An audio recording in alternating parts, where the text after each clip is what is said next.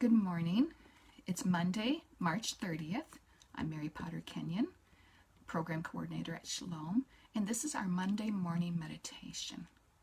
Last week's message about loss resonated with a lot of you because we are facing losses and grieving our social interactions, losses of jobs, loss of our daily routine. Be still. Those are the words I wrote in my journal in July 2012, 4 months after my husband had died. Be still. I'd been frantically writing for weeks, for months, daily, journaling, blogging, writing essays and articles. I'd sit on the couch, surrounded by piles of paper, notebooks, pens, and books by people who had gone down the road of grief before me. My children called that space Mom's Nest. I couldn't stop writing. My mind was racing. And then one morning in July, I woke up and I couldn't write a word. It terrified me. Be still, I heard, and I knew where that prompt had come from. I'd allowed for quiet, contemplative time, but my mind had not been still, anything but. Because as long as I was writing about David and love and marriage, I could keep him alive. God knew if he took away my writing, I'd have to face my loss. I'd have to turn to him. Be still. But there's more to that Bible verse. Psalm 46:10. Be still and know that I am God. Know God. I was still learning to have a personal relationship with God, was just learning to recognize God's voice. God doesn't shout out commands. He doesn't force us to follow him. No, God is found in the stillness, in a whisper. 1 Kings 19, verses 11 to 12. The Lord said, "Go out and stand on the mountain in the presence of the Lord, for the Lord is about to pass by." Then a great and powerful wind tore through the mountains apart and shattered the rocks before the Lord. But the Lord was not in the wind. After the wind, there was an earthquake, but the Lord was not in the earthquake. After the earthquake came a fire, but the Lord was not in the fire. And after the fire came a gentle whisper. That whisper was God. Something else I wrote in my journal were words from a book I was reading, Making Sense When Life Doesn't, by the author Cecil Murphy. And this is from my journal. Sometimes the best way for us to get inner direction is not to seek it, to stop trying to solve the problem and allow God to whisper a solution.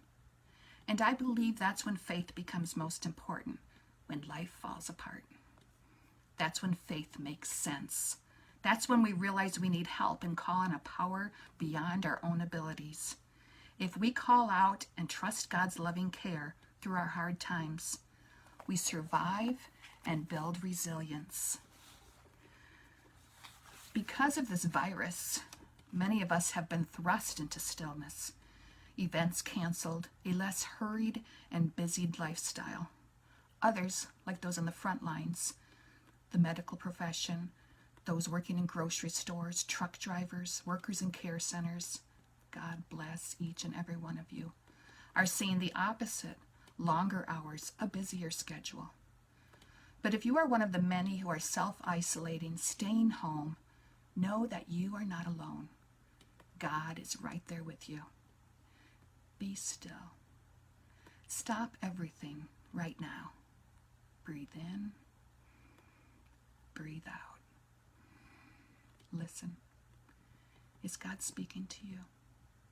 Stillness brings you into the present moment, the now.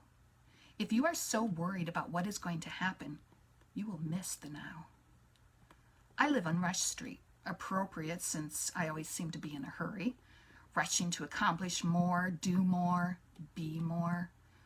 While I've learned many lessons in the last 8 years, I'd reverted back to keeping my busy mindset. Working from home this past week, when I needed some fresh air to get out of the house every day after my work was done, I began taking daily walks. I used to enjoy walking with my husband or with a sister because we could talk. I used to enjoy when I lived by a store or the library, walking to those places.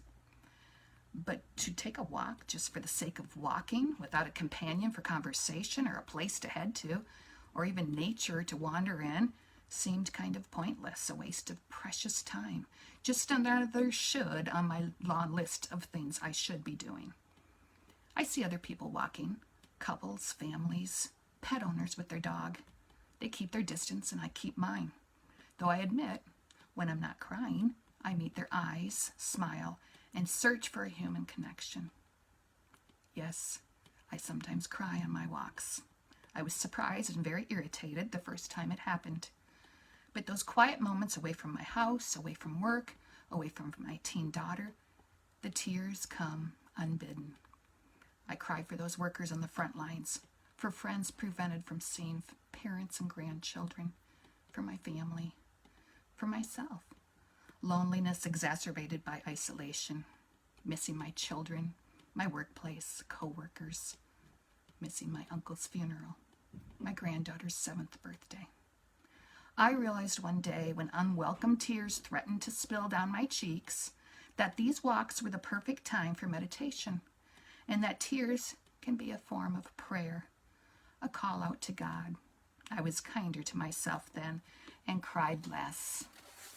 I began noticing things on my walk, buds of flowers rising from the dirt in someone's yard, beauty I might not have noticed before, Christmas lights that appeared on someone's house overnight, obviously put back up to brighten dark days, an inspiring message written in chalk on a sidewalk. When I stopped to admire the artwork, a little boy in the nearby yard called out repeatedly, "Hi, hi, hi, hi." When his mother tried to shush him, "Do not bother that lady," I called out, "No, I feel the same way getting out. Hi, people." We both laughed. A spot of grace, a soul connection. I smiled all the way home. Are you seeing hope in the buds of spring? Feeling joy from the boisterous call of a little boy across the street? Are you being the hope in writing inspiring messages on a sidewalk and hanging out your Christmas lights? I see God in you. Be still. Listen. Do you hear it too?